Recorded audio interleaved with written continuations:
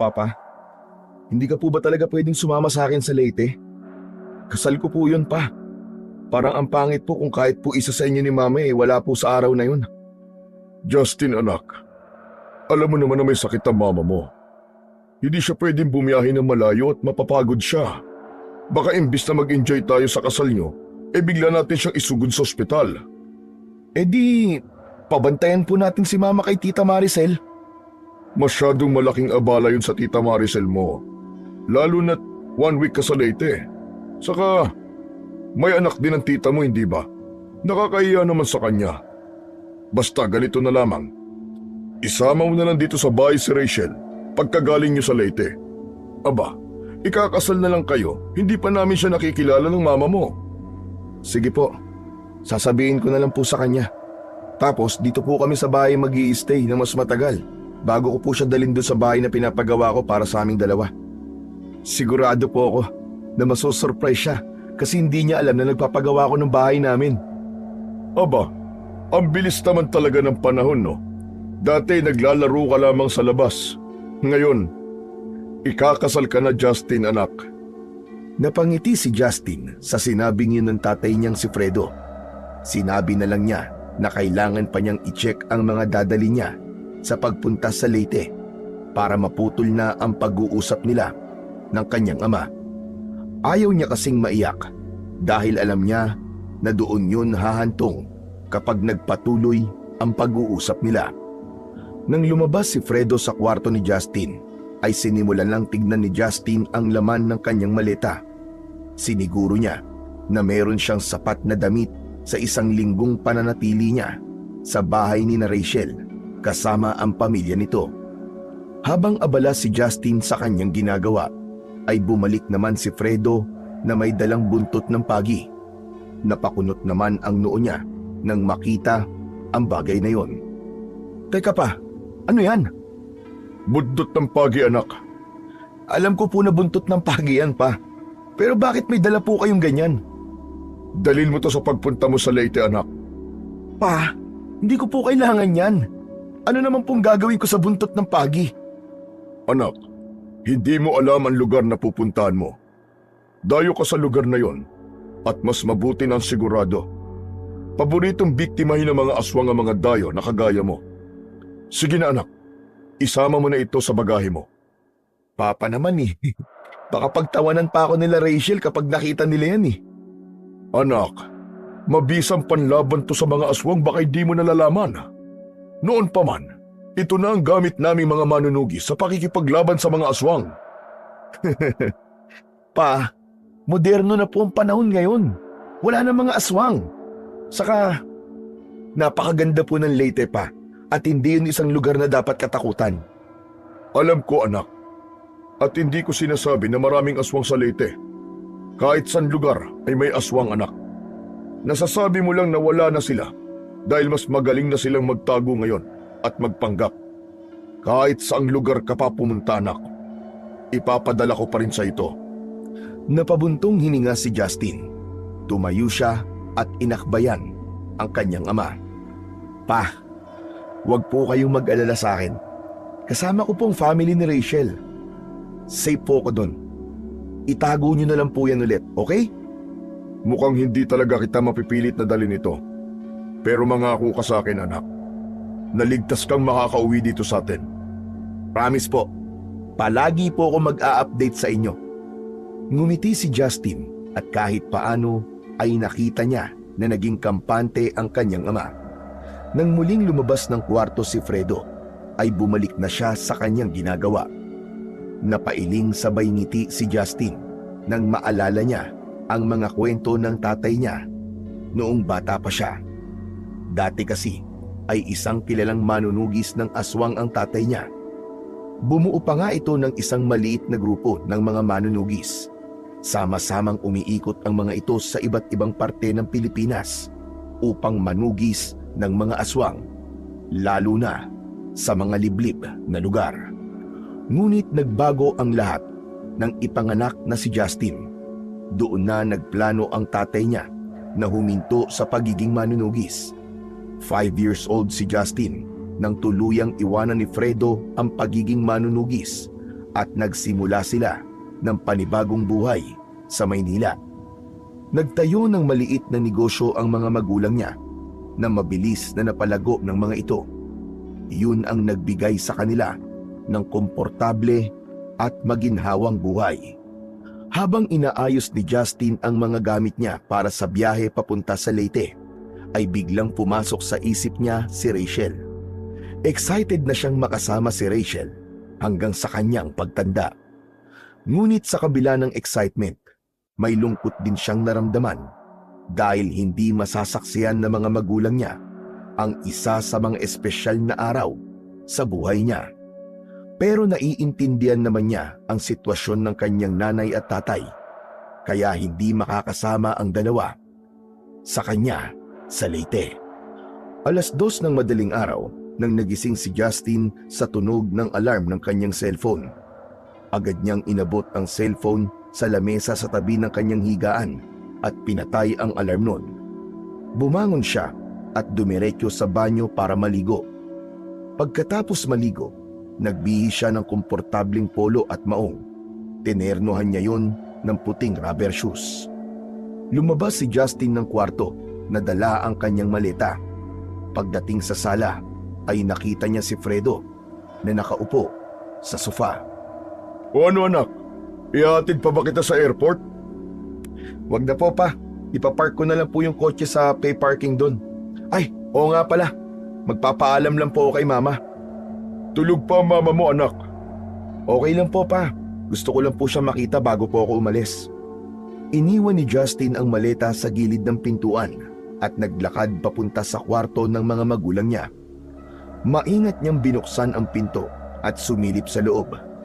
Nakita niya ang nanay niyang mahimbing na natutulog. Lumapit siya rito at hinalikan ito sa noo. Saglit niyang tinignan ang muka ng kanyang ina bago lumabas ng kwarto. Pagbalik niya sa sala, hinawakan siya ni Fredo sa balikat. Mag-iingat ka sa biyahe anak. Salamat po pa, huwag po kayong mag-alala. Pagdating ko po doon sa Leyte, magbe-message po agad ako sa inyo. Kinuha niya ang kanyang maleta at lumabas na ng kanilang bahay habang nilalagay ang maleta sa likod ng kotse.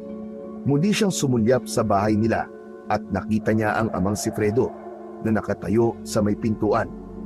Kumaway siya rito bago siya sumakay ng kotse. Pagpasok ni Justin sa kotse ay agad niya yung pinaandar. Habang tinatahak niya ang madilim na kalsada papunta sa airport, ay mas lalo niyang nadama ang excitement sa nalalapit na pag-iisang dibdib nila ni Rachel. Bukod doon, ay excited na rin siyang makilala ang buong pamilya ni Rachel na hindi pa niya nakikita ng personal. Paglapag ng eroplanong sinasakyan ni Justin sa Tacloban City Airport, ay mas naramdaman niya ang kaba dahil alam niya na ilang oras na lang ay makikilala na niya ang pamilya ng babaeng pakakasalan niya. Sumalubong sa kanya ang liwanag ng umaga at ang mainit na simoy ng hangin. Paglabas niya sa terminal, ay agad niyang nakita si Rachel na nakatayo malapit sa exit. Nakangiti ito at kumakaway sa kanya. Agad na nilapitan ni Justin si Rachel at walang pag-aalinlangan na niyakap niya ito ng mahigpit. Parang nawala ang lahat ng pagod niya sa mahabang biyahe ng sandali na yon. Kumusta ang biyahe mo? Okay naman. Nakakapagod pero eto, nawala na ang pagod ko nung makita kita. Kahit kailan talaga, bolero ka, Justin. Nagsasabi lang ako ng totoo. Oo nga pala. Pasensya ka na. Hindi ko talaga napilit sina mama at papa na sumama eh. Ganun ba? Okay lang, naiintindihan ko. Na-explain mo naman na sa akin yung reason, di ba? Tumango si Justin, ngunit hindi niya maiwasang makaramdam ng kaunting lungkot. Matapos yun, ay sumakay sila ng taxi papunta sa bus station sa Santa Fe. Habang binabaybay nila ang kalsada, tahimik na nagmasid si Justin sa tanawin na kanilang nadaraanan. Maya-maya pa ay nilingon niya si Rachel sa tabi niya.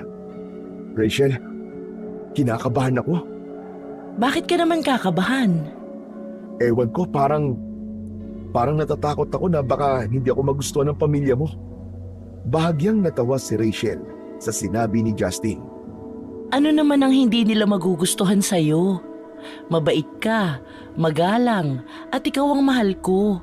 Pero kahit ano pa ang sabihin nila, Justin, tuloy pa rin ang kasal natin. Wala na silang magagawa. Hindi na nakapagsalita si Justin, ngunit ang sinabi ng nobya niya ay sapat na para alisin ang anumang pag-aalinlangan sa kanyang isip. Hinawakan niya ang kamay ni Rachel at saka siya ngumiti nito. Pagdating nila sa bus station sa Santa Fe, agad silang sumakay ng bus na magdadala sa kanila papunta sa baryo ni Rachel sa Leyte. Mahigit 2 oras ang biyahe. Sa kabila ng kaba na meron si Justin, mas nangibabaw sa kanya ang pananabik niya na masimulan ang buhay na kasama ang kanyang pinakamamahal na si Rachel. Pagbaba ni na Justin sa bus ay isang sedan ang sumundo sa kanila. Ang driver na nakauniforme ay pinagbuksan sila ng pinto sa backseat at ito na rin ang naglagay ng maleta ni Justin sa likod ng sasakyan. Habang nasa biyahe, napansin ni Justin na paunti ng paunti ang bahay na nakikita niya. Unti-unting napalitan ng mga puno at talahiban ang tanawin. At habang papalapit sila sa kanilang destinasyon, ay tuluyan ng walang nakitang mga bahay si Justin. Wala bang ibang bahay dito? Wala. Sa amin lang talaga ang buong lugar na ito. Pagdating sa bahay ni na Rachel, ay sandaling huminto ang sasakyan sa isang malaki at mataas na gate na bakal. 2 kasambahay ang nagbukas nun at saka pumasok ang sasakyan. Ang daanan ay napapalibutan ng mga punong kahoy at malalagong halaman. Sa dulo ng driveway, tumambad sa kanila ang bahay ni na Rachel. 3 palapag ang bahay at parang mansyon sa laki. Meron yung malalaking bintana at terrace. Sa harap ay may isang malaking fountain. Bumaba na sina Justin at Rachel sa sasakyan. Hindi napigilan ni Justin ang igala ang paningin sa paligid ng may kasamang pagkamangha. Wow! Hindi ko akalain na ganito pala kayo kayaman. Hindi naman. Sakto lang. Ang laki ng bahay niyo, Rachel. Parang hotel. Puro kakalokohan. Tara na, pumasok na tayo. Pagkapasok nila, mas lalo pang namangha si Justin. Ang marmol na sahig ay kumikinang sa liwanag ng chandelier. Ang pader ay napapalamutian ng magagarang paintings. Sa kaliwa ay may mahabang sopa na tila hindi pa nagagamit. Isang napakalaking painting ang tumawag sa pansin ni Justin. Lumapit si Justin sa painting. Ang babae na nasa painting ay kamukhang-kamukha ni Rachel, na para bang yun ang mas nakakatandang bersyon ng kanyang nobya. Siya ba ang nanay mo? Oo, pero patay na siya. Ang ganda niya. Pasensya ka na. Hindi ko alam na wala na pala siya. Okay lang. 1 taon pa lang ako nang mawala siya. Halika na, nasa likod ang pamilya ko. Excited na silang makilala ka. Hinilan ni Rachel si Justin papunta sa likod ng bahay kung saan naroon ang pool area. Habang naglalakad, hindi na iwasan ni Justin na muling tignan ang painting na para bang may kakaibang pakiramdam yung iniwan sa kanya. Pagdating sa likod ng bahay, natigilan si Justin sa kanyang nakita. Isang napakalaking oval shape na pool ang bumungad sa kanya. Habang hawak ni Rachel ang kamay ni Justin, ay nagtungo sila sa gazebo. May isang matangkad na lalaki na sa tansya ni Justin ay nasa mid-50s at isang matandang lalaki at babae na parehas na nasa wheelchair. Papa, si Justin po. Justin, siya ang tatay ko. Si Ramon. Ikaw pala si Justin. Sa wakas, nagkakilala rin tayo. Papa, si Justin po. Justin, siya ang tatay ko. Si Ramon. Magandang umaga po, sir. Sir, tawagin mo na lamang akong tito. At pagkatapos ng kasal niyo ng anak ko, pwede mo na akong tawagin Papa. Napangiti si Justin sa mainit na pagtanggap ni Ramon. Justin, sila naman ang lolo at lola ko. Si Lolo Arman at Lola Felicia. Magandang umaga po sa inyo. Tumingin si Justin kay Rachel na parang nagtatanong kung bakit walang tugon ang mga yon. Wala ring ekspresyon ang muka ng dalawa. Nakatingin lang sa malayo ang lolo't lola ni Rachel. Hindi na nakakapagsalita sina lolo at lola. Masyado na kasi silang matatanda. Pero naiintindihan at naririnig nila tayo. Tumango si Justin at muling ngumiti sa mga matatanda bilang paggalang. Papa, nasan po si Kuya Robin? Nasa gubat, nangangaso. Baka mamaya na makabalik. Mga gabi na siguro. Ano po, nangangaso? May malapit po bang gubat dito? Oo, malapit lang. Habi ng panganay ko na si Robin ang mga aso doon. Maya-maya ay makikilala mo rin siya. Rachel, dalhin mo na si Justin sa magiging kwarto niya. At siguraduhin mong makakapagpahinga siya ng maayos. Alam ko na napakahaba na naging biyahe niya. Sige po, Papa. Halika na, Justin. Muling hinawakan ni Rachel ang kamay ni Justin. Nagpaalam muna si Justin kina Ramon bago siya tuluyang sumama kay Rachel papasok sa bahay. Nang muli silang pumasok sa bahay, ay tila may naramdaman si Justin na mga matang nakatingin sa kanya. Ipinagkibit balikat niya na lamang yon at inisip niya na baka kaya ganoon ang pakiramdam niya ay dahil bago siya sa bahay na yon. Umakyat sina Justin sa ikatlong palapag ng napakalaking bahay ni na Rachel. Huminto sila sa isang pinto na nasa dulo ng pasilyo. Binuksan yun ni Rachel at pagpasok nila ay agad na namangha si Justin sa kanyang nakita. Napakalaki ng kwarto. May king-size bed sa gitna na may malinis at puting bedsheet. Sa gilid naman ng kwarto ay may malaking bintana na tanaw ang malawak na lupain sa labas. May isang flat screen TV sa harap ng kama, isang eleganting couch sa isang sulok, at isang maliit na bookshelf na puno ng mga libro. Meron ka palang sariling CR dito para hindi mo na kailangan bumaba sa gabi o madaling araw. Wow, grabe! Parang kwarto to sa isang 5-star hotel ah. Lumapit si Justin sa kama at umupo sa gilid nun. Naramdaman niya ang lambot ng kutsyon. Si Rachel naman ay nanatiling nakatayo sa harapan niya habang nakatingin sa kanya at nakangiti. Sa tingin mo, Rachel, anong first impression ng papa mo sa akin? Alam kong nagustuhan ka niya. Paano mo naman nasabi? Simple lang. Kapag hindi niya gusto ang isang tao, malamig ang pakikitungo niya. Pero kanina, ang init ng pagtanggap niya sa'yo. Sa bagay, naramdaman ko nga na parang ang gaan ng loob niya sa akin eh. Huwag kang mag-alala. Alam kong magiging okay kayo ng papa ko. Ngumiti si Justin at tinapik ang espasyo sa tabi niya. Pinaupo niya si Rachel sa tabi niya at agad naman itong sumunod. Kinuha niya ang isang kamay ni Rachel at masuyuyong hinalikan. Alam mo, namiss kita. Halos isang buwan din pala tayong hindi nagkita. Hindi na hinintay ni Justin na makapagsalita si Rachel at hinalikan niya ito sa labi. Madiin ang halik na yon at puno ng pananabik. Nang gumapang ang kamay ni Justin sa dibdib ng kanyang nobya, ay agad yung pinigilan ni Rachel. Huminto si Justin sa paghalik at may pagtatakang tumingin kay Rachel. Justin, pagkatapos na ng kasal. Hindi ba pwedeng unahin na natin to? Hindi na ako makapaghintay na maging akin ka ng tuluyan eh. Gigil na ako sa'yo. Isang araw na lang naman eh. Konting tiis na lang. Tumayo si Rachel, inayos ang buhok at ngumiti kay Justin. Magpahinga ka na. Magkita tayo mamaya sa hapunan. Naglakad na si Rachel palabas ng kwarto. Matapos nitong maisara ang pinto, ay humiga si Justin sa malaki at malambot na kama. Napatingin siya sa kisame at pumikit. Isang araw na lang at mapapangasawa na niya si Rachel. Napangiti siya habang dama ang excitement para sa araw na yon. Madilim na ang buong kwarto nang magising si Justin mula sa mahimbing na pagkakatulog. Agad siyang bumangon at dumiretso sa banyo upang maghilamos.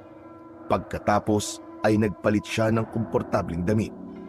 Isang simpleng polo shirt at shorts ang sinuot niya bago bumaba mula sa ikatlong palapag.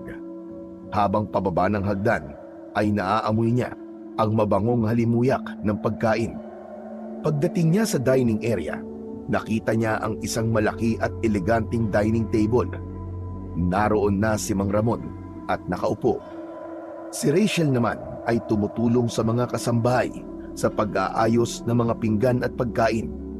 Nang makita siya ng kanyang nobya ay ngumiti ito ng matamis sa kanya. Oh, tamang-tama ang gising mo, Justin. Kakain na tayo. Halika na, maupo ka na. Gumanti naman ng ngiti si Justin at naupo. Nalula siya sa dami ng pagkain na nasa kanyang harapan. Merong roast turkey, lamb chops na may rosemary, isang malaking tray ng creamy truffle pasta, grilled salmon na may lemon butter sauce, garlic butter shrimp at iba't iba pang uri ng salad. Sa gitna ng mesa ay may cheesecake, chocolate mousse at fruit tart para sa dessert. Ang bawat putahe ay mukhang inihanda ng isang profesional na chef. Wow! Grabe talaga! Ganito ba talaga ang dinner niyo dito? Ang dami namang pagkain at mukhang masasarap lahat. Hindi naman. Naghanda lang talaga kami kasi unang dinner mo dito. Siyempre, special ka eh. Grabe, hindi na sana kayo nag-abala. Nakakahiya tuloy. Ngumiti lang si Rachel at umupo sa tabi ni Justin. Rachel, iha. Nasaan na Kuya Robin mo? Bago pa makasagot si Rachel, ay pumasok ang isang lalaki. Matangkad ito at may matikas na tindig. Seryoso ang mukha nito. Nakasuot ito ng itim na polo shirt na fit sa malapad na dibdib nito. At ang mga mata nito ay matalim at tila sinusuri ang lahat sa paligid. Umupo ang lalaki sa tapat ni Justin at doon napansin ni Justin ang tingin nito. Mabigat at malamig na parang tumatagos sa kanyang kaluluwa. Bigla siyang nakaramdam ng kaba kahit walang sinasabi ang lalaki. Kuya, si Justin nga pala, fiancé ko. Justin, siya ang Kuya Robin ko. Si Robin ay tumingin kay Justin ngunit hindi nagsalita. Tumangulang ito ng bahagya. Makalipas ang ilang sandali ay nagsimula na silang maghapunan. Habang kumakain, sinubukan ni Justin na mag-enjoy sa masasarap na putahe na nasa kanyang harapan.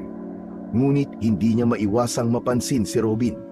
Paminsan-minsan, nahuhuli niya itong nakatingin sa kanya at ang mga tingin nito ay matalim. Bagamat tila malamig ang pakikitungo ni Robin sa kanya, ay sinikap ni Justin na umaktong normal at makisali sa usapan ni Rachel at Ramon tungkol sa nalalapit nilang pagpapakasal ng kanyang nobya. Pagkatapos ng hapunan, naglakad si Justin papunta sa pool area. Tahimik ang paligid. Isang malalim na paghinga ang pinakawalan niya. Inilabas niya mula sa bulsa ng shorts niya ang isang kaha ng sigarilyo at kumuha roon ng isang stick. Sinindihan niya yon gamit ang lighter at marahang humiti. Naramdaman niya ang pagkalma ng kanyang dibdib matapos ang ilang beses na pagbuga niya ng usok. Maya-maya pa, naramdaman niya na may palapit sa kanya. Paglingon niya ay nakita niya si Rachel na papalapit. Nang malapitan siya nito, ay mabilis nitong kinuha ang sigarilyo mula sa kamay ni Justin at itinapon yun sa simento. Hindi ba sinabi ko na sa iyong tumigil ka na sa paninigarilyo? Rachel, sinusunod naman kita eh. Pero paunti-unti, hindi naman talaga madaling tumigil kaagad eh. Alam ko, pero ang sabi mo sa akin nun, tumigil ka na sa paninigarilyo.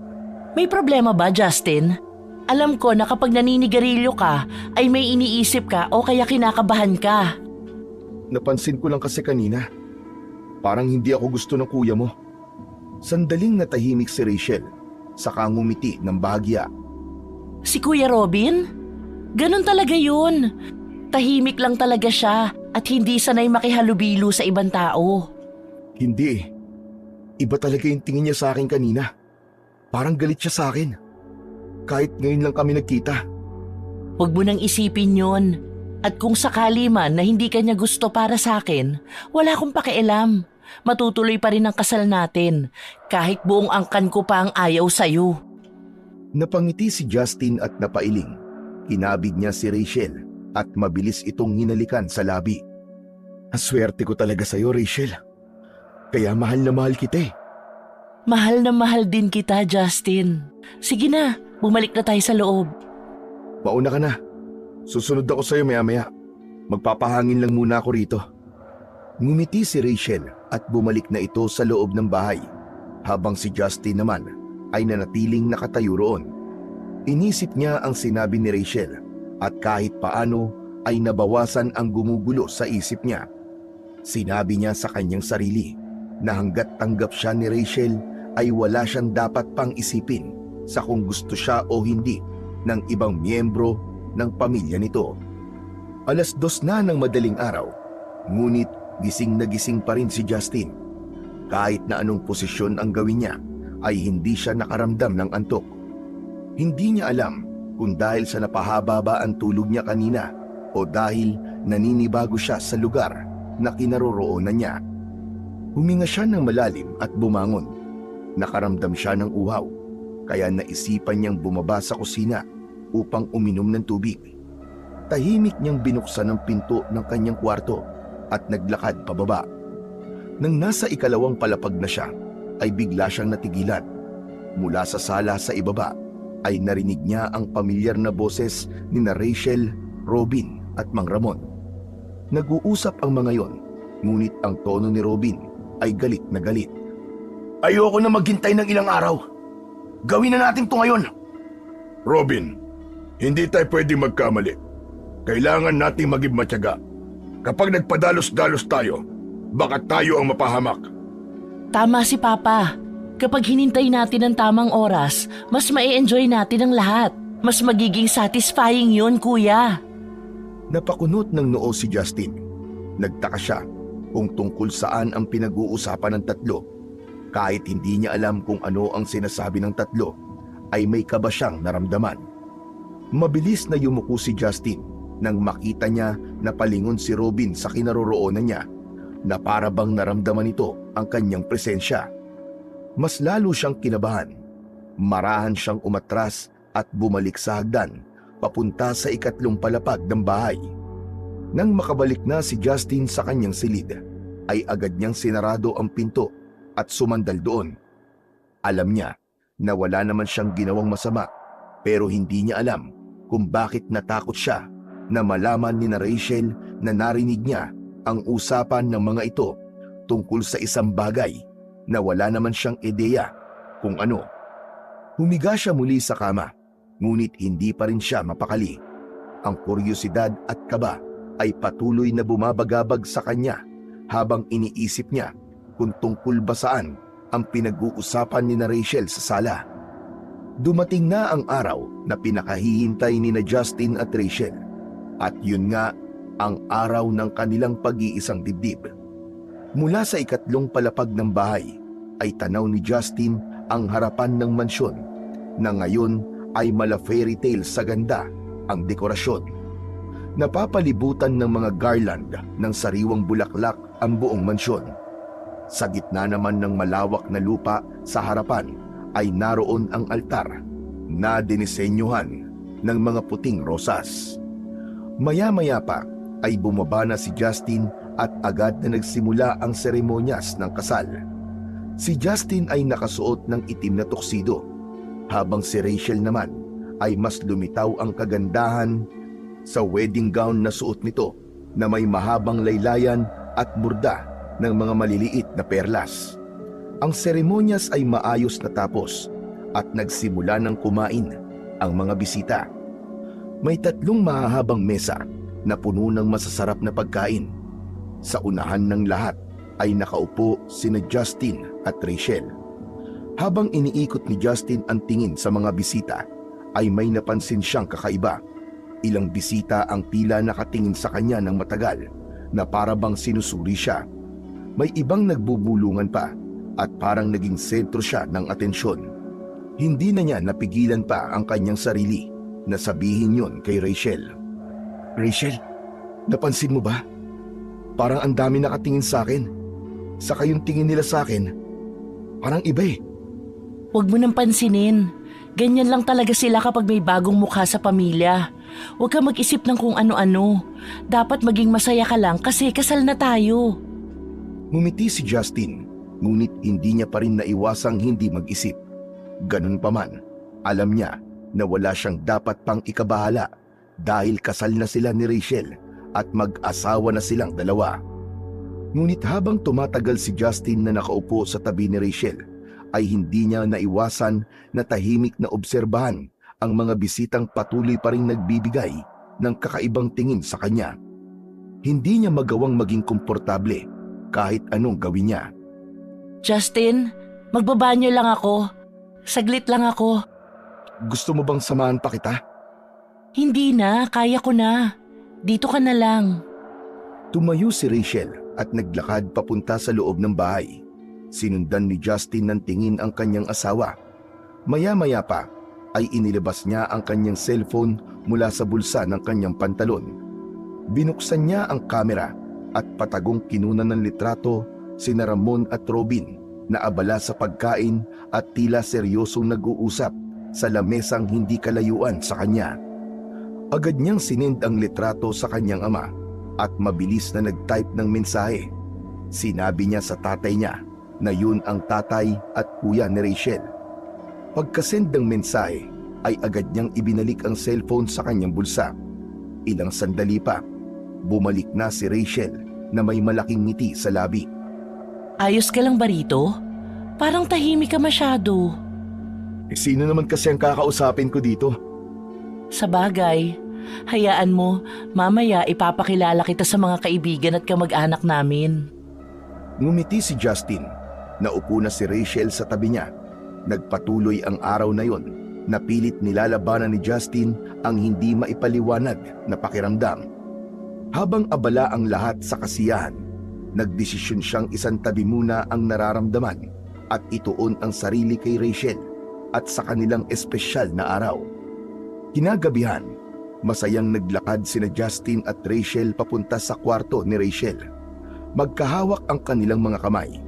Dama ni Justin ang labis na pananabik. Sa wakas ay dumating na ang gabi na pinakahihintay niya. Ang gabi kung kailan maaangkin na niya si Rachel. Pagkapasok nila sa kwarto ay agad na isinara ni Justin ang pinto. Lumapit siya kay Rachel. Hinawakan niya ang kamay nito at tumingin ng diretso sa mga mata nito. Hindi mo alam kung gaano ko katagal tong hinintay, Rachel. Ako rin, Justin. Pero Pero ano? uminom muna tayo ng wine para mas maging espesyal ang gabing ito.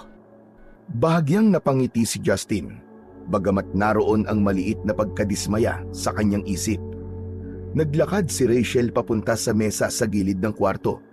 Naroon ang isang bote ng mamahaling wine na halatang inihanda para sa gabi nilang yun. Katabi noon ang dalawang wine glass.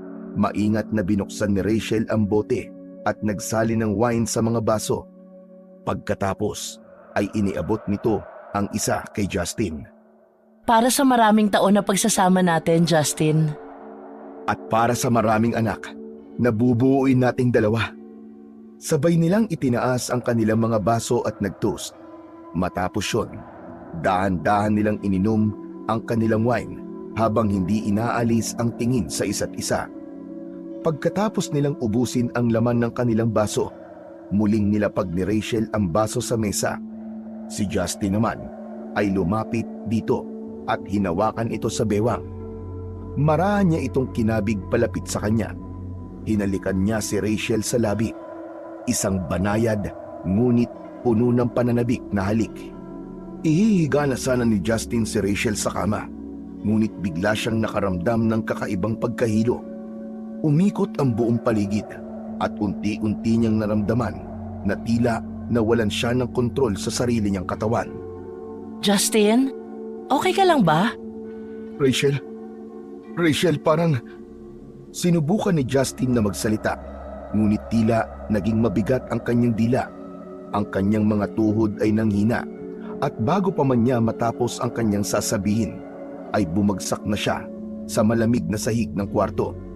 Hindi niya na nalaman ang mga sumunod na nangyari dahil nawalan na siya ng malay. Kinaumagahan, nang magising si Justin, ay agad niyang naramdaman ang pananakit ng kanyang ulo. Pakiramdam niya ay binibiyak yun sa gitna. Bahagya niyang minasahe ang kanyang sentido habang sinusubukang alalahanin ang nangyari kagabi. Paglingon niya sa kanyang kaliwa ay nakita niya si Rachel na mahimbing na natutulog sa kanyang tabi. Tumingin si Justin sa ilalim ng kumot at nanlaki ang mga mata niya nang makita niya na wala siyang saplot sa katawan. Biglang gumalaw si Rachel at nang magising ito ay isang matamis na ngiti ang pinakawalan nito. Good morning! Rachel, ano nangyari kagabi? Ang huli ko kasing naalala ay bigla akong nahilo at pagkatapos, wala na akong matandaan. Tumawa ng mahina si Rachel at umupo sa kama. Hinatak nito ang kumot para takpan ang sarili. Well, may nangyari sa ating dalawa kagabi. And let me just say, you were impressive, Justin. Ha? Teka, paano nangyari yun? Hindi ko naman natatandaan. Gino-joke mo lang yata ako eh. Gusto mo bang ikwento ko pa ng detalyado sa'yo kung ano ang mga ginawa mo sa akin? Namula si Justin at mabilis na umiling. Sige na, huwag na. Hindi na kailangan. Tumawa ulit si Rachel. Tumayo na ito sa kama at kinuha nito ang robe na nakasabit sa gilid ng aparador. Isinuot nito yon at tumingin kay Justin. Sige na, bumangon ka na. Malapit na ang oras ng breakfast. May sasabihin pa sana si Justin pero hindi niya na nasabi dahil naglakad na si Rachel papunta sa banyo. Naiwan si Justin sa kama na nakatulala at patuloy na naguguluhan. Pilit niyang binalikan ang mga nangyari kagabi, ngunit wala talaga siyang maalala. Napahawak siya sa noo at napabuntong hininga. Inalis na lang niya ang isipin na yon at pinaniwalaan na lang niya ang sinabi sa kanya ng kanyang asawang si Rachel. Makalipas ang ilang sandali, ay bumaba na sina Justin at Rachel upang magtungo sa dining area. Pagdating nila roon, ay nakaupo na sina Ramon at Robin. Nasa dulo ng lamesa si Ramon habang abala sa pagbabasa ng dyaryo, samantalang si Robin naman ay tahimik na nakaupo. Agad nang ngumiti si Mang Ramon nang makita ang bagong kasal. Good morning! Ayos! Mukhang maganda ang gising nyo. Ang saya ko pa rin hanggang ngayon. Napakaganda ng kasal nyo kahapon. Kaya nga po, Papa. Salamat po kasi halos ikaw na ang nag-asikaso ng lahat. Wala yon, anak. Hindi naman ako papayag na hindi ka maging masaya sa araw ng kasal mo. O sige na, maupo na kayo ni Justin para makakain na tayo. Nang umupo na si Justin, ay hindi niya naiwasan na tignan si Robin. Nagtama ang mata nila at matalim pa rin ang tingin nito sa kanya. Hindi niya kinaya ang titig ni Robin, kaya siya na ang unang nag-iwas ng tingin dito. Alam mo, Justin, sa tingin ko, maganda kung ipapasyal ka ni Rachel dito sa lugar namin. 1 week lang naman ang bakasyon mo, kaya dapat masulit mo yon. Maraming magagandang tanawin dito na siguradong magugustuhan mo. Sige po. Mukhang masaya nga po yun. Don't worry, Justin. Kasi ako ang bahala sa'yo. Gusto ko makita mo ang lahat ng magagandang spot dito sa amin. Habang nag-uusap sila, biglang naramdaman ni Justin ang malamig na tingin ni Robin na tila sinusuri siya mula ulo hanggang paa. Umiwas na lang siya ng tingin sa kapatid ng kanyang asawa. Pagkatapos ng agahan, ay kinuha ni Rachel ang isa sa mga motor na nakaparada sa gilid ng bahay. Inabot nito ang isang helmet kay Justin. Rachel, hindi ako marunong magmotor. Kotse lang ang kaya kong imaneho. Alam ko, ako na ang magmamaneho. Marunong ako, saka sanay ako sa mga daan dito. Sigurado ka ba? Oo naman. Wala ka bang tiwala sa akin? Grabe. Kahit pala mag-asawa na tayo, ang dami ko pa rin palang hindi alam sa'yo. Marami talaga at malalaman mo ang lahat ng dapat mong malaman habang nandito ka sa bahay namin. Kagaya ng ano? Basta, malalaman mo na lang. Tara na? Nang sumakay na si Rachel sa motor, ay umupo na rin si Justin sa likod nito. Humawak siya sa bewang ng kanyang asawa. Nang umandar ang motor, ay naramdaman niya ang malamig na simoy ng hangin na humahampas sa kanyang muka. Binaybay nila ang malubak at putikang daan. Makalipas ang halos kalahating oras, ay inihinto na ni Rachel ang motor at ayon dito ay kailangan na nilang maglakad para makapunta sa pupuntahan nila. Hindi na nagtanong si Justin at sumunod na lang siya kay Rachel. 5 minuto silang naglakad bago nila narating ang isang pababang daan na puro bato. Dahan-dahan nilang tinahak ang matarik na daan. Nang makarating sila sa ibaba, bumungad kay Justin ang isang napakagandang falls. Malinaw ang tubig na animoy kristal na kumikislap sa ilalim ng araw. Napapalibutan yon ng makakapal na halaman at matatayog na puno. Wow! Ang ganda naman dito! Ngumiti si Rachel, halatang nasiyahan sa reaksyon ni Justin. Sabi ko sa'yo magugustuhan mo dito. Walang ganito sa Manila. Agad na inilabas ni Justin ang kanyang cellphone. Kinuwanan niya ng litrato ang falls mula sa iba't ibang anggulo bago lumapit kay Rachel at tumabi sa kanya.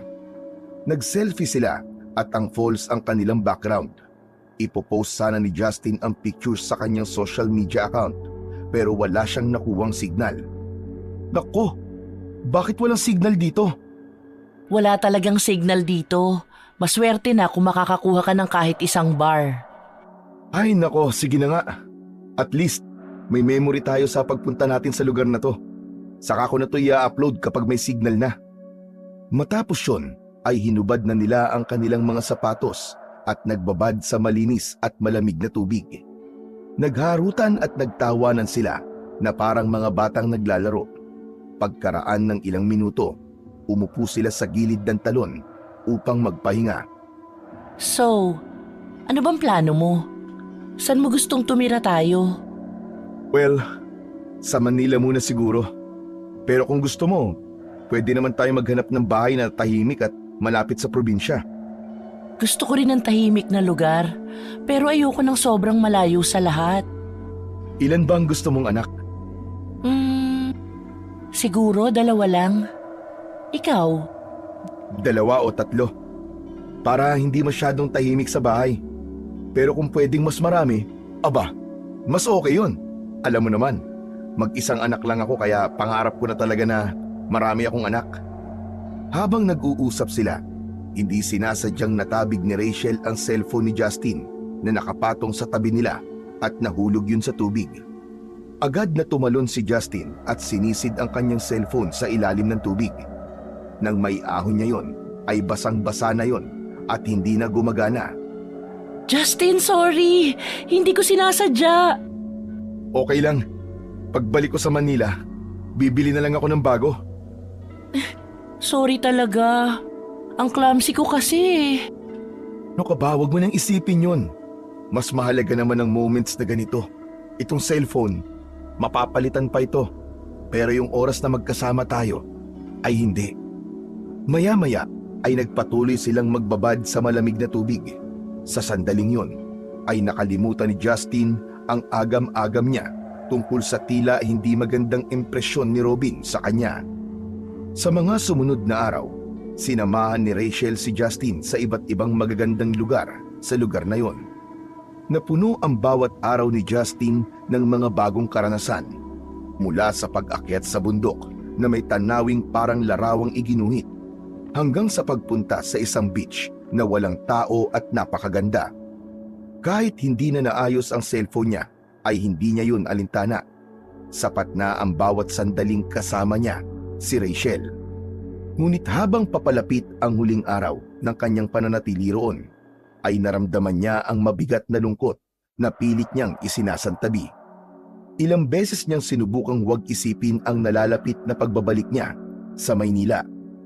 Isang gabi, Habang kumakain sina Justin at Rachel sa isang kilalang kainan sa bayan, ay natigilan si Justin nang maisip niya na malapit na pala siyang bumalik sa Manila. Napansin ni Rachel ang biglaang pananahimik ni Justin, kaya hindi nito naiwasan ang mag-usisa. Bakit parang ang bigat ng iniisip mo? Napansin ko lang kasi na ang bilis ng araw. Sa makalawa pala babalik na ako sa Manila. Huwag kang mag-alala, susunod naman ako agad doon. Hindi rin tayo magtatagal na magkahiwalay. Alam ko naman yun. Pero nasanay na kasi ako na magkasama tayo araw-araw . Hinawakan ni Rachel ang kamay ni Justin sa ibabaw ng mesa. Kaya nga, mag-enjoy tayo sa natitirang araw na magkasama tayo. Gawin nating espesyal ang bawat oras. Napangiti si Justin sa sinabi ni Rachel at kahit papano ay gumaan ang bigat sa dibdib niya. Tumango siya, saka muling kumuha ng pagkain. Sa kabila ng lungkot, naisip niya na tama si Rachel. Kailangan nilang sulitin ang bawat sandali na magkasama sila. Sumapit na ang huling gabi ni Justin sa bahay ni Rachel. Ang hapunan sa gabing yun ay espesyal dahil puno ang lamesa ng masasarap na putahe. Ngunit sa kabila ng masasarap na pagkain, ay tahimik silang lahat habang kumakain. Labis na nagtaka si Justin dahil sanay siya na palagi silang nagkikwentuhan ni Rachel at Mang Ramon habang kumakain.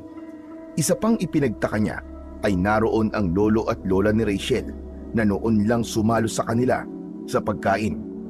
Matapos kumain, tumayo si Mang Ramon at sumenyas sa mga kasambahay. Linisin niyo na ang lamesa. Agad na tumalima ang mga kasambahay. Inalis na mga ito ang lahat ng mga nasa lamesa at walang itinirang kahit ano. Bukas na pala ang alis mo, Justin. Opo, tanghali po ang flight ko kaya dapat po madaling araw pa lang po makaalis na po ako rito. Pero nakakatiyak ka ba na makakabalik ka sa pamilya mo? Ano pong ibig niyong sabihin? Sa gabing ito, maglalaro tayo, Justin. Magtatago ka sa kahit saang parte ng bahay. Kapag natagpuan ka ng sino man sa amin, ako, ang anak ko si Robin, si Rachel, ay papatayin ka namin. Nanlaki ang mga mata ni Justin at natawa sa narinig.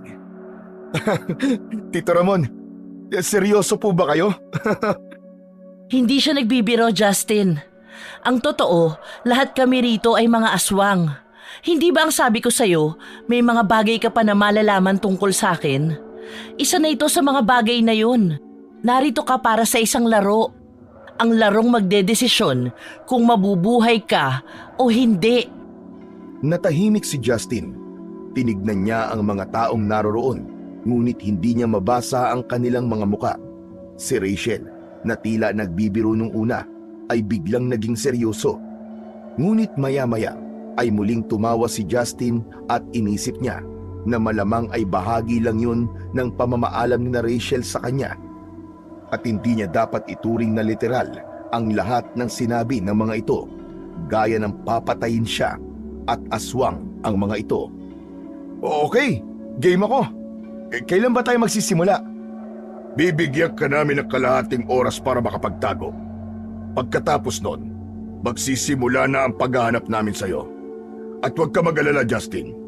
Magiging patas ang laro. Tayo-tayo lang ang nandito. Wala na ang mga kasambahay. Tumayo na rin si Rachel at ngumiti kay Justin. Mabuti pang magsimula ka na ngayon, Justin. Maghanap ka na ng magandang taguan. Natatawang tumayo pa si Justin at naglakad palayo. Agad siyang naghanap ng lugar kung saan siya maaaring magtago. Sa isip niya, alam niya na nais lang maglaro ng tagu-taguan ng pamilya ni Rachel at wala siyang dapat na ipag-alala. Umakyat si Justin sa ikalawang palapag ng bahay. Napansin niya na nakabukas ang bawat pinto ng silid. Ngunit isang pinto ang nakatawag ng pansin niya. Pumasok siya roon at nakita niya na ang silid na yun ay puno ng mga libro. Agad niyang napansin ang isang malaking kabinet. Lumapit siya roon at nagdesisyon siya na doon magtago. Binuksan ni Justin ang kabinet at pumasok. Maingat niyang isinara ang pinto mula sa loob. Inilapat niya ang likod sa dingding ng kabinet habang may malaking ngiti sa labi dahil sa excitement niya sa laro na yon. Lumipas ang ilang minuto at nakaramdam na si Justin ng pagkainip. Paulit-ulit siyang sumisilip sa maliit na awang ng kabinet, ngunit wala siyang makitang tao sa labas. Lalabas na sana siya, subalit nang itutulak na niya ang pinto, ay bigla siyang nakarinig ng mabibigat na yabag mula sa labas. Natigilan siya at halos hindi na siya humihinga, habang unti-unting lumalapit ang mga yabag sa kabinet. Biglang bumukas ang pinto ng kabinet at bumungad sa kanya ang dalawang nakakatakot na nilalang. Mga aswang. Maihahalin tulad sa isang halimaw ang anyo ng dalawa. Meron yung matutulis na mga ngipin at kuko, at ang mga mata ng mga yon ay nanlilisik na para bang nagbabagang apoy. Sigurado siya na aswang ang mga yon dahil ganon ilarawan ng tatay niya ang itsura ng mga aswang. Nang hilakbot si Justin nang sumugod ang isa sa mga aswang, pero malakas niya itong sinipa. Natumba ang aswang. Agad na lumabas si Justin sa kabinet, ngunit bago pa siya makalayo, naramdaman niyang bumaon ang matatalim na ngipin ng isa sa mga aswang sa kanyang balikat. Napasigaw siya sa sakit, pero agad niyang naabot ang isang mabigat na candle holder sa mesa at buong lakas na ipinalo niya yon sa ulo ng aswang na nasa likod niya. Kumawala ang pagkakakagat ng aswang sa balikat ni Justin. Tatakbo na sana siya palabas, ngunit sinunggaban siya ng isa mula sa kanyang likuran. Padapang natumba si Justin at habang nasa sahig siya ay nakita niya ang isang mahabang bakal na parang sibat na may tulis sa dulo. Hindi niya alam kung saan nanggaling yon, pero wala na siyang panahon para mag-isip. Dinampot niya ang bakal at mabilis siyang tumihaya. Pikit mata niyang itinarak ang sibat sa dibdib ng aswang na nasa harapan niya. Sa hindi sinasadyang pagkakataon, natuhog din ng sibat ang aswang na nasa likod ng aswang na nasa harapan ni Justin. Napuno ang silid ng nakakakilabot na hiyaw ng dalawang nilalang bago bumagsak ang mga yon sa sahig. Naguguluhang tumayo si Justin. Tinitigan niya ang mga nakahandusay na aswang hanggang sa unti-unting nagbago ang anyo ng mga yon. Bumalik ang dalawang aswang sa pagiging tao. Natigilan siya nang malaman na ang dalawang aswang ay ang lolo at lola ni Rachel. Halos mawalan ng lakas si Justin. Napaatras siya habang nanginginig ang buong katawan. Pakiramdam niya ay isang masamang panaginip lamang ang lahat. Ano to? Paano naging aswang ang lolo at lola ni Rachel? Paulit-ulit na sinampal ni Justin ang sarili at umasa siya na magigising siya sa masamang panaginip na yon. Ngunit kahit na anong sampal ang gawin niya, ay nanatili pa rin ang dalawang walang buhay na aswang sa kanyang harapan at doon na niya napagtanto na hindi pa naginip ang lahat. Biglang bumukas ang pinto ng silid at narinig ni Justin ang isang malakas na sigaw ni Rachel. Napalingon siya at nakita niya si Rachel na nakatayo sa may pinto habang nakapako ang tingin sa dalawang bangkay sa sahig. Nagmamadali itong lumapit sa lolo at lola nito. Lumuhod si Rachel at niyakap ang dalawang katawan. Lola! Lolo! Gumising kayo! Hindi kayo pwedeng mamatay! Rachel, hindi ko sinasadya. Sinalakay nila ako. Pinagtanggol ko lang ang sarili ko. Ano ba kasi nangyayari? Nanlilisik ang mga mata na tumingin si Rachel kay Justin. Noon lang niya ito nakita na may ganong katinding galit sa muka. Walang yaka! Mas lalo mo lang ako binigyan ng dahilan para patayin ka! Bago pa makapagsalita ulit si Justin, nakita niyang nagbago ang anyo ni Rachel. Ang maganda nitong muka ay nawala at napalitan yon ng malahalimaw na anyo. Sa isang iglap ay naging aswang si Rachel na labis na ikinagimbal ni Justin. Papa! Kuya! Nandito si Justin! Bilisan niyo! Nang marinig ni Justin ang mga yabag sa hagdan, ay agad siyang tumakbo palabas ng silid. Puno ng takot ang kanyang dibdib at ang tanging nasa isip niya ay ang makapagtago. Nagmamadaling inakyat ni Justin ang hagdan papunta sa ikatlong palapag. Napalingon siya at nakita niya si Robin na paakyat na rin na nasa anyong aswang na rin. Pagdating niya sa ikatlong palapag, binuksan niya ang pinto ng kanyang silid at nagmamadaling isa na rayon. Nilak niya ang pinto at napasandal siya roon habang habol ang kanyang paghinga. Pilit niyang nilalabanan ang kaba at takot. Nang sandaling yun ay malinaw na sa kanya na hindi yun isang laro. Totoo ang lahat ng sinabi ni Rachel. Ang pamilya nito ay mga aswang at kapag nakita siya ng mga ito ay sigurado na ang kanyang kamatayan. Lumayo si Justin sa pinto at nagpalakad-lakad sa loob ng kwarto. Pinilit niyang kumalma upang makapag-isip ng maayos. Isang bagay ang naging malinaw sa kanya. Sinadya ni Rachel ang lahat. Sinadya nito na dalhin siya sa bahay ng pamilya nito upang maging biktima, patayin at kung minalas-malas ay gawing pagkain ng mga ito. Huminga ng malalim si Justin. Alam niya na sa sitwasyon niya ng sandaling yon ay wala siyang maaasahan kundi ang kanyang sarili. Kailangan makaisip siya ng paraan para makatakas bago pa siya tuluyang maabutan ng mga aswang na naghahanap sa kanya. Napahinto si Justin sa paglalakad at dumako ang tingin niya sa malaking bintana. Lumapit siya roon at sinubukan niya yung buksan, pero kahit na anong puwersa ang gamitin niya ay hindi siya nagtagumpay na mabuksan ang bintana. Kinuha niya ang isang upuan at bumalik sa harapan ng bintana. Huminga siya ng malalim bago hinampas ang salamin na bintana gamit ang upuan. Ngunit hindi yun nabasag. Paulit-ulit niyang hinampas ang bintana, pero kahit gasgas ay hindi yun nagkaroon. Hanggang sa naputol na lang ang isang paa ng upuan ay hindi pa rin nabasag ang salamin. Nanghihinang binitiwan ni Justin ang upuan. Pakiramdam niya ay isa siyang ibon na nakakulong sa isang hawla. Ganun pa man, inisip niya na kung nais niyang mabuhay at makauwi sa mga magulang niya, ay hindi siya dapat panghinaan ng loob. Kailangan ko ng kahit na anong bagay na pwede kong gamitin para ipagtanggol ang sarili ko. Pinagmasdan ni Justin ang bawat sulok ng silid, pero wala siyang mahanap na makakatulong sa kanya. Naisip niya ang sibat na ginamit niya kanina sa library. Bakit ko ba iniwan yung sibat na yun? Ang tanga-tanga ko talaga! Hanggang sa nakita niya ang kanyang maleta. Inilagay niya yun sa ibabaw ng kama at binuksan. Inalis niya ang mga damit na naroon. At nang makita niya ang kanyang cellphone, ay agad niyang sinubukan na i-open yun. Pero hindi na yun nabubuksan. Sa sobrang inis niya, ay ibinato niya ang cellphone sa sahig. Ngunit nang bumalik ang tingin ni Justin sa maleta, ay may isang bagay na umagaw ng kanyang pansin. Sa ilalim ng mga nakasalansang damit, ay may kakaibang bagay na nakasilip. Agad niya tong kinuha at hindi siya makapaniwala sa nakita niya. Yun ang buntot ng pagi ng kanyang ama. Paano ka napunta rito?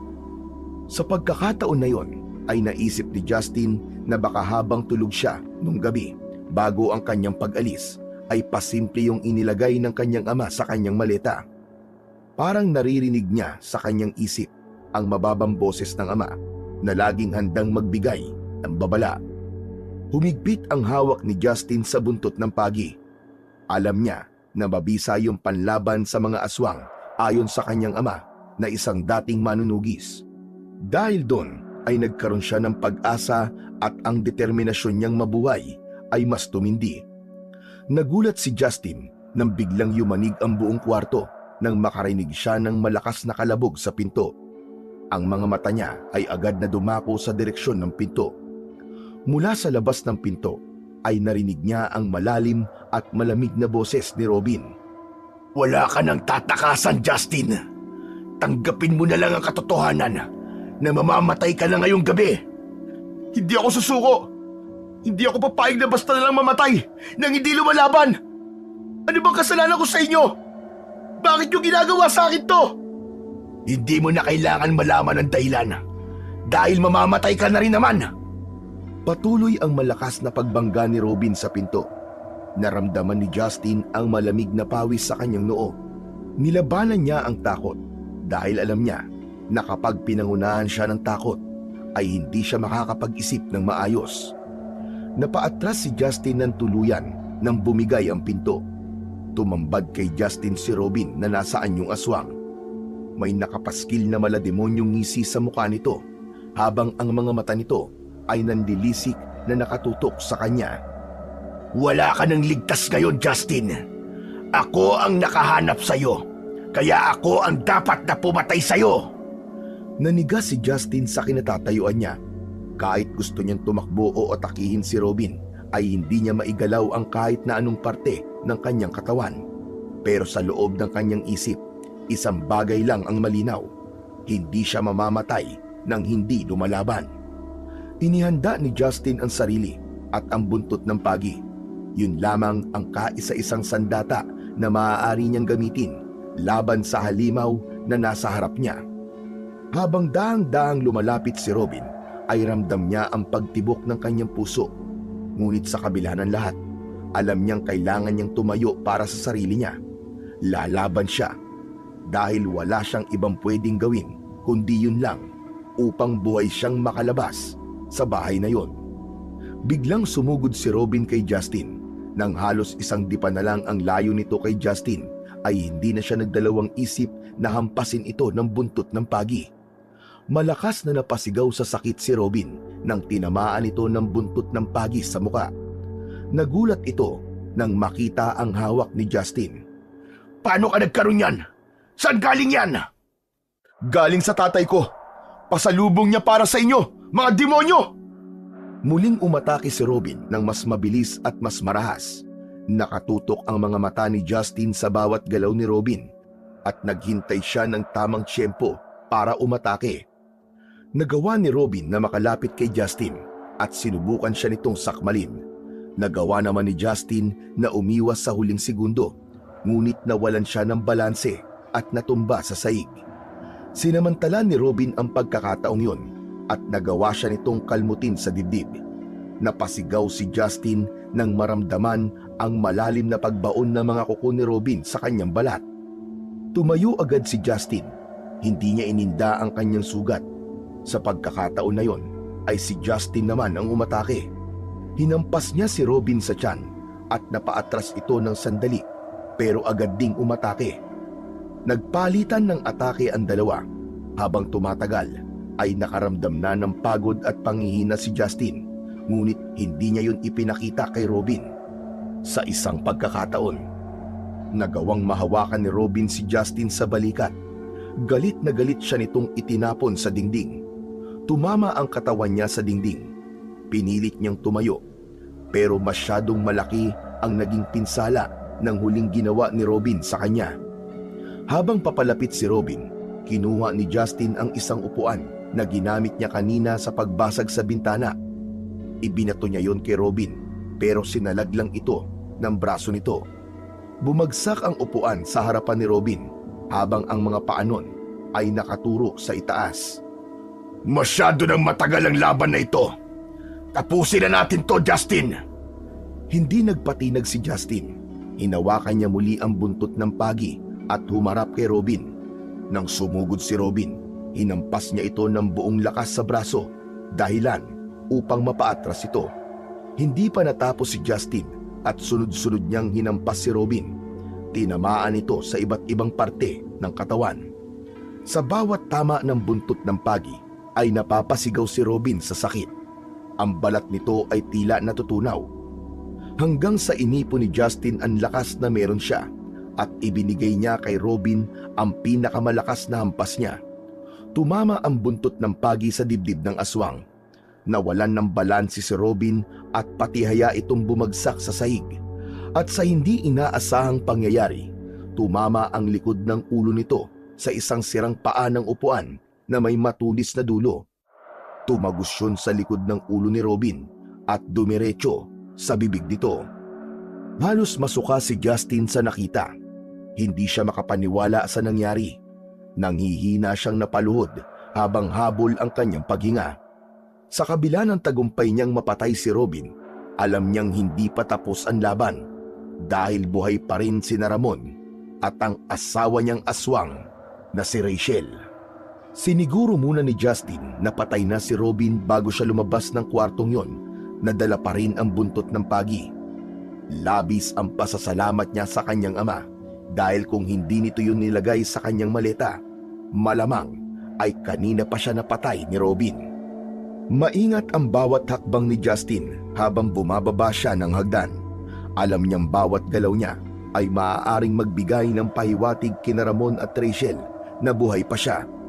Nang makarating siya sa sala, agad siyang nagtungo sa main door. Hinawakan niya ang seradura at pilit yung pinihit, ngunit hindi mabuksan ang pinto. Isinunod niya ang mga bintana, pero kagaya ng pinto ay wala rin siyang nabuksan sa mga yon. Mabilis na nagtungo si Justin sa kusina at umasa siya na ang back door na ang magiging daan niya upang makalabas na sa bahay na yon.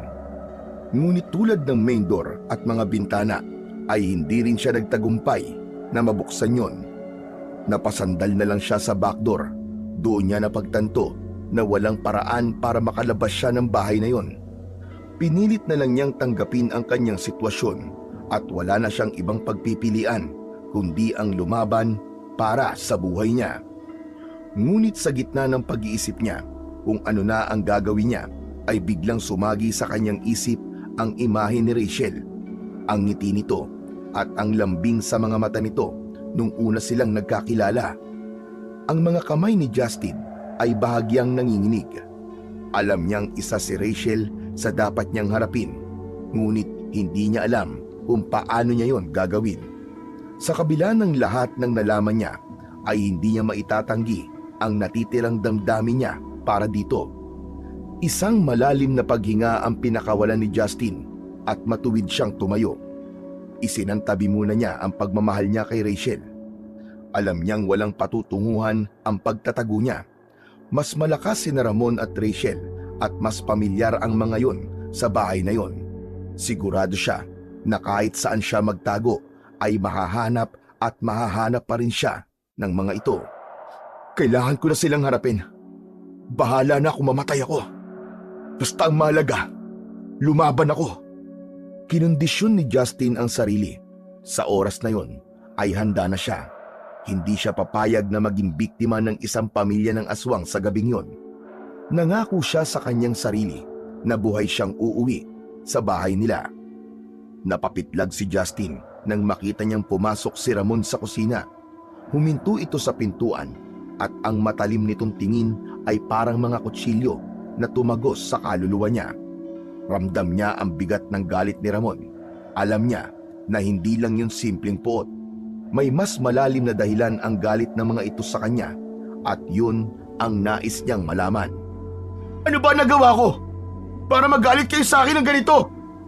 Sigurado ka bang gusto mong malaman, Justin? Kaya nga ako nagtatanong eh.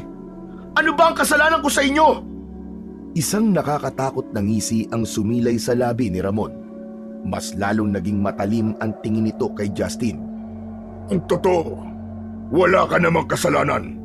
Ang dapat mong sisihin ay ang tatay mo, si Fredo. Anong kinalaman ng tatay ko dito? Ang tatay mo ang dahilan kung bakit ka nandito. Pinatay niya ang asawa ko dahil sa isa tong aswang. Tinanggalan niya kami ng pagkakataon na magkaroon ng isang buong pamilya. Pinagplanuhan naming lahat ito. Mula sa pagkakakilala niyo ni Rachel hanggang sa pagdala niya sa iyo dito. Lahat ng yun ay para makaganti kami. Para pagbayarin ang tatay mo sa ginawa niya sa amin. Kapag pinatay ka namin, mararamdaman niya ang sakit na naramdaman namin nung pinatay niya ang asawa ko. Sigurado akong ginawa lang ng tatay ko ang tama. Siguro, may dahilan siya kung bakit pinatay ang asawa mo. Wala akong pakialam kung anong dahilan niya. Nagkamali siya ng aswang na pinatay. At ngayon, ikaw ang magbabayad sa pagkakasala niya. Sa mismong harapan ni Justin ay mas naging halimaw palalo si Ramon. Nagngalit ang mga panga nito. Mas lalong lumaki ang katawan habang ang mga kamay nito ay nagkaroon ng mas matatalas na mga kuko. Ang mga mata nito ay tila nagbaga na ng tuluyan at ang mga ngipin nito ay umusli na sa kanyang bibig. Napaatras si Justin at alam niya na wala na talaga siyang magagawa kundi ang lumaban at ipagtanggol ang kanyang sarili. Sa isang iglap, sumugod si Mang Ramon kay Justin ng mabilis at mabangis. Napaatras si Justin at halos tumama sa mukha niya ang mga kuko nito. Tumama ang mga kuko ni Ramon sa pinto na nag-iwan ng malalalim na gasgas sa kahoy. Inisip ni Justin na kung sa mukha niya yun tumama, siguradong siya ay mamamatay kagad. Hinampas ni Justin si Ramon gamit ang buntot ng pagi, pero mabilis itong nakaiwas. Naabot ni Ramon si Justin at nasugatan ang braso niya gamit ang matatalas nitong kuko. Napasigaw si Justin sa sakit, ngunit hindi siya umatras. Sa halip, gumanti siya ng hampas at tumama sa gilid ng mukha ni Ramon ang buntot ng pagi. Nagpatuloy ang kanilang laban. Sinugod muli ni Ramon si Justin. Hindi nakaiwas si Justin at tinamaan siya ng suntok sa tiyan. Napaluhod siya ng dahil sa sakit at sinamantala yon ni Ramon upang sugatan ang kanyang balikat. Tumulo ang dugo ni Justin sa sahig ng kusina, ngunit hindi niya binitiwan ang kanyang armas. Pakiramdam ni Justin ay hindi nauubusan ng lakas si Mang Ramon. Sa isang pagkakataon, sinunggaban ni Mang Ramon si Justin at binuhat siya, saka ibinagsak sa lamesa ng kusina. Napaigik si Justin, ngunit bago pa makalapit si Ramon dito, hinampas niya ito ng malakas sa muka gamit ang buntot ng pagi. Napaatras si Ramon at bahagyang napaluhod. Sumigaw ito sa labis na galit. Muling sumugod si Ramon, ngunit mas naging handa na si Justin sa pagkakataon na yon. Sa bawat galaw ni Ramon ay umiwas siya o hindi kaya ay hinahampas niya ito ng buntot ng pagi. Kapwa natigilan ang dalawa nang narinig nila ang malakas na pagpalaw ni Rachel mula sa ikatlong palapag. Kuya Robin! Kuya! Nanlaki ang mga mata ni Ramon at napatingin ito kay Justin. Anong ginawa mo kay Robin? Anong ginawa mo sa anak ko? Pinatay ko siya. Kung hindi ko ginawa yon, ay ako mamamatay. Walang hiya ka. Wala kang pinagkaiba sa ama mo. Papatayin kita! Papatayin kita! Malakas na sumigaw si Ramon. Mas lalong naramdaman ni Justin ang galit na kumawala kay Ramon ng sandaling yun. Tumindi lalo ang kaba niya dahil alam niya na sa pagkakataon na yun ay mas nagkaroon ng dahilan si Ramon na paslangin siya. Mabilis na sumugod si Ramon at sa bilis nito ay hindi na nagawang makaiwas pa ni Justin. Sinunggaban siya ni Ramon at naramdaman niya ang pagbaon ng mga kuko nito sa magkabilaan niyang braso. Kasunod nun ay buong puwersang kinagat ni Ramon ang balikat ni Justin. Halos napaluhod siya sa labis na sakit dahil pakiramdam niya ay tumagos sa kanyang buto ang mga pangil ng aswang. Napasandal si Justin sa lababo habang nagpupumiglas mula sa pagkakahawak ni Ramon sa kanya. Sa gilid ng kanyang mata ay napansin niya ang lagayan ng mga kutsilyo. Habang abala si Ramon sa pagkagat kay Justin, ay pilit niyang inabot ang lagayan ng mga kutsilyo. Kinuha niya ang pinakamahabang kutsilyo at mahigpit yung hinawakan. Buong puwersa niya yung itinarak sa likod ni Ramon. Naramdaman ni Justin ang pagkawala ng mga ngipin ni Ramon sa balikat niya. Napaatras ito. Hindi na sinayang pa ni Justin ang pagkakataon na yon. Hinawakan niya ang ulo ni Ramon at ginilitan niya ang leeg nito. Tumilamsik ang dugo ni Mang Ramon sa sahig at sa mukha ni Justin bago bumagsak ang katawan nito sa sahig. Nanghina si Justin matapos ang laban niya kay Mang Ramon. Itinapon niya ang kutsilyo sa sahig. Napaupo siya sa sahig habang nakatingin sa walang buhay na katawan ni Mang Ramon na bumalik na sa pagiging tao. Sa pagkakataon na yon, alam niya na malapit nang matapos ang laban na yon. Si Rachel na lamang ang natitira, ngunit duda pa rin siya kung kaya ba niya itong patayin gaya ng ginawa niya sa kapatid at tatay nito. Maya-maya pa ay may narinig si Justin na mga yabag mula sa hagdan sa itaas ng bahay. Alam niya na si Rachel yon, at dahil hindi pa niya alam kung kaya niyang harapin si Rachel, ay naisip niya na magtago muna. Napansin niya ang isang pinto sa gilid ng kusina. Dati pa niyang nakikita ang pintong yun, ngunit wala siyang ideya kung ano ang nasa loob nun. Nilapitan ni Justin ang pinto at binuksan yun. Isang makipot na hagdan pababa ang bumungad sa kanya. Sa ibaba ay may malamlam na ilaw na sapat lang upang makita niya kung ano ang nasa kanyang harapan. Alam ni Justin na kung hindi siya kikilos kagad ay maaabutan siya ni Rachel. Kaya kahit hindi siya sigurado sa kung anong meron sa ibaba ng hagdan, ay pumasok na siya at mabilis na isinarado ang pinto. Nagsimula na siyang bumaba sa hagdan na gawa sa makapal na uri ng kahoy. Pagdating niya sa ibaba, isang mahabang pasilyo ang bumungad sa kanya. Napapagitnaan yon ng mga pader na gawa sa lumang bato. Ang pasilyo ay parang walang katapusan, ngunit kailangan niyang magpatuloy. Sinimulang tahakin ni Justin ang pasilyo hanggang sa napahinto siya nang narinig ang malakas na palahaw ni Rachel mula sa kusina. Papa! Walang iya ka, Justin! Magtago kang mabuti dahil papatayin kita! Ang sigaw na yon ay puno ng galit, sakit at pangako ng paghihiganti. Muling nagpatuloy si Justin sa paglalakad sa pasilyo habang kinakapa niya ang magkabilaang pader sa pag-asang meron dong nakatagong lagusan palabas ng bahay. Habang patuloy na tinatahak ni Justin ang mahabang pasilyo, naramdaman niyang mas naging malamig ang hangin. Sa dulo ng pasilyo ay may nakita siyang isang pinto na gawa sa bakal. Malaki yun at mukhang napakatibay na para bang sinadyang gawing hadlang sa sinumang nais makapasok sa silid na nasa likod ng naturang pinto. Wala nang ibang mapupuntahan si Justin, kaya lumapit siya sa pinto. Itinulak niya ang pinto gamit ang lahat ng lakas niya at unti-unting bumukas ang pinto na yon.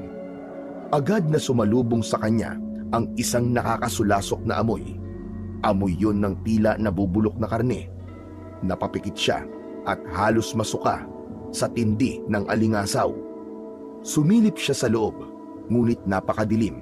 Kinapa niya ang dingding sa tabi ng pinto at umasa siya na may makikita siyang switch. At hindi nga siya nagkamali dahil naramdaman ng mga daliri niya ang switch na agad niyang pinindot.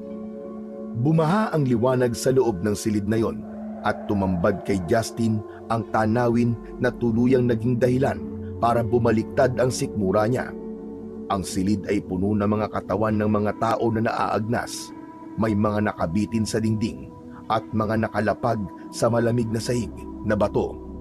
Ang ilan ay kalansay na, habang ang iba naman ay nasa pabulok pa lamang. Doon na tuluyang napagtanto ni Justin na ang pamilya ni Rachel ay talagang pumapatay ng mga tao. Kaya hindi rin niya nasisi ang tatay niya kung bakit ito pinatay ang asawa ni Mang Ramon noon. Habang pinagmamasdan niya ang silid na yon, biglang nanlamig ang kanyang pakiramdam.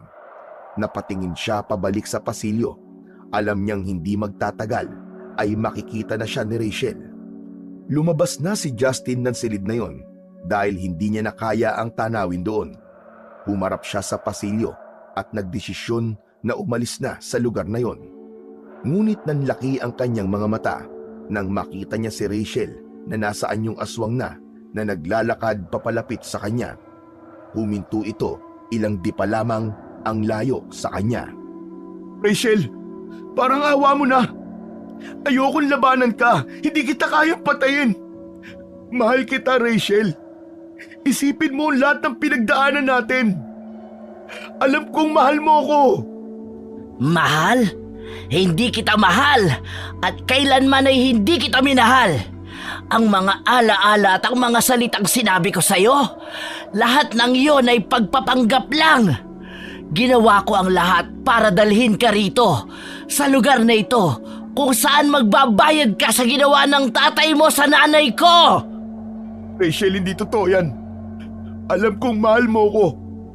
Naramdaman ko yun. Ngunit sa halip na sumagot, isang mabangis na sigaw ang pinakawalan ni Rachel.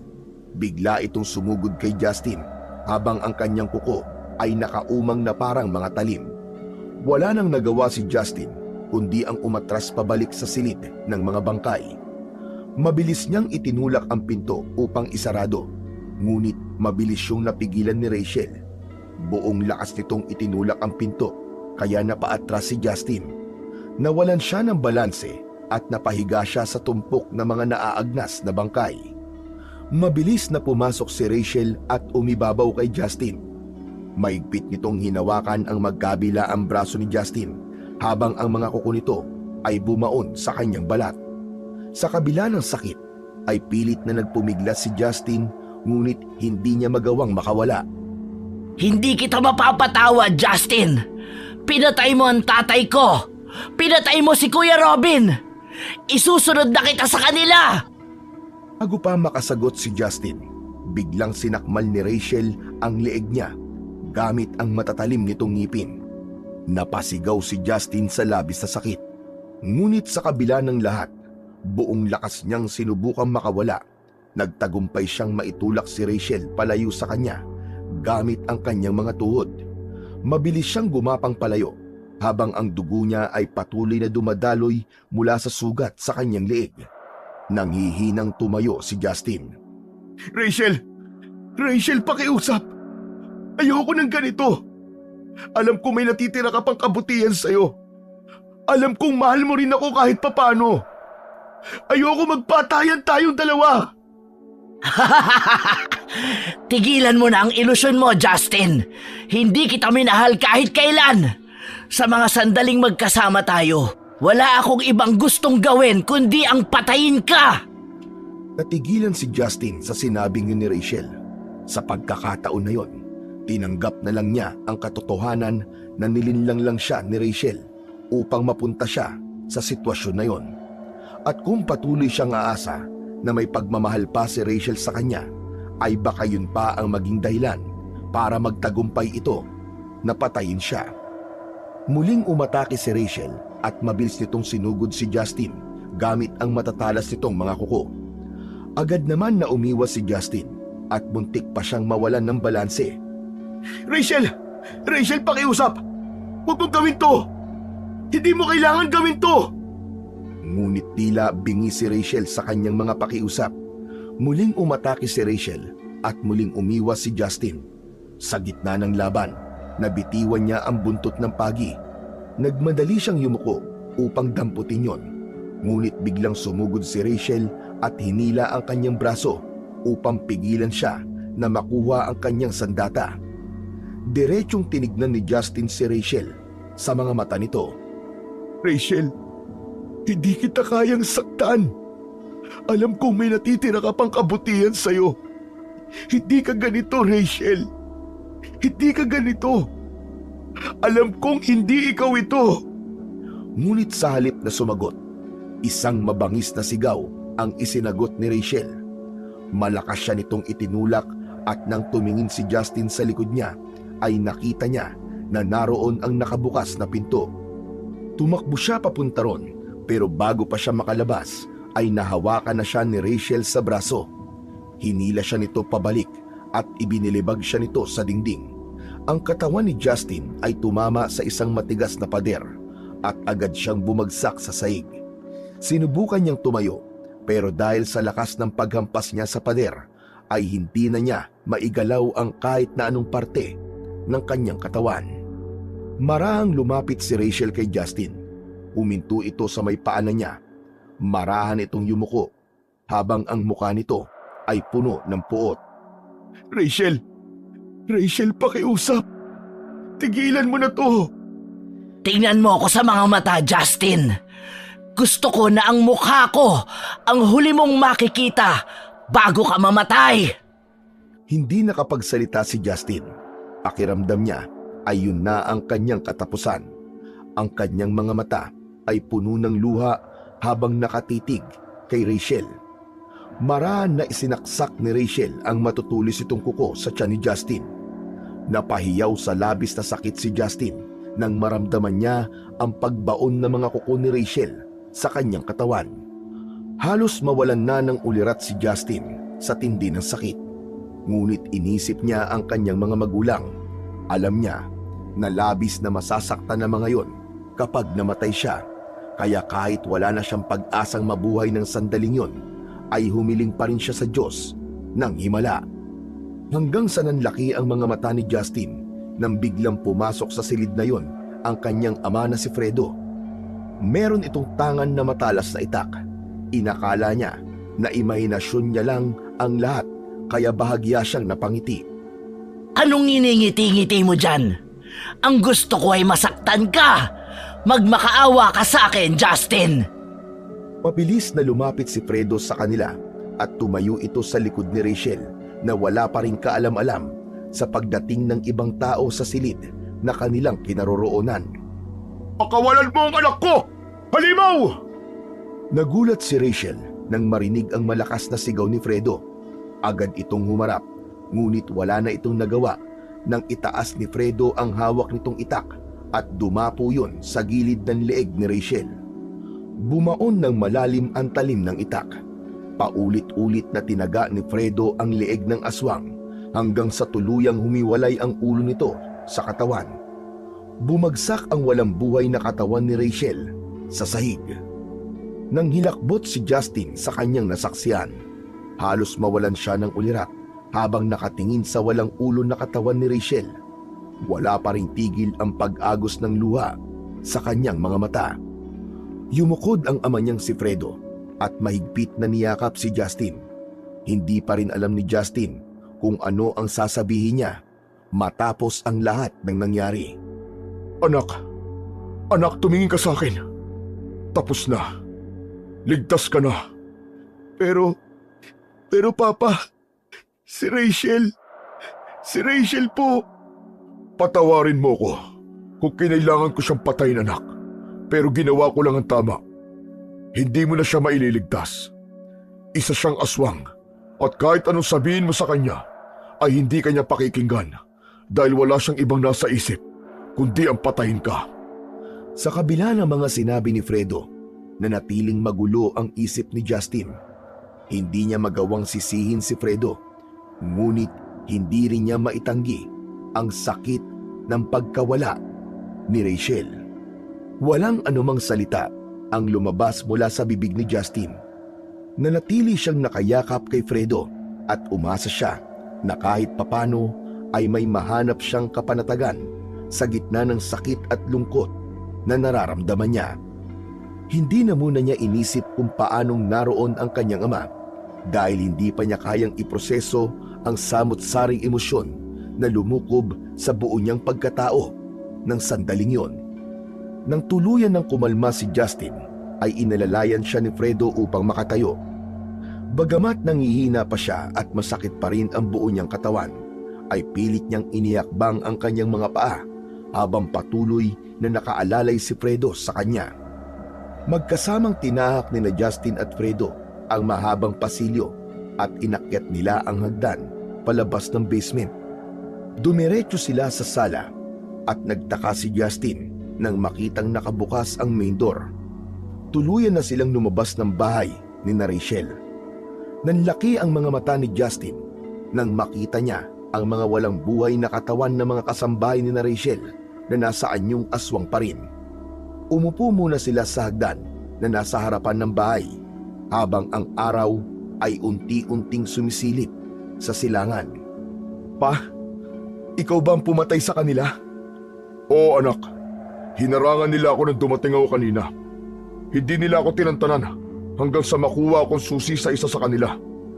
Kaya nagawa ko makapasok sa loob.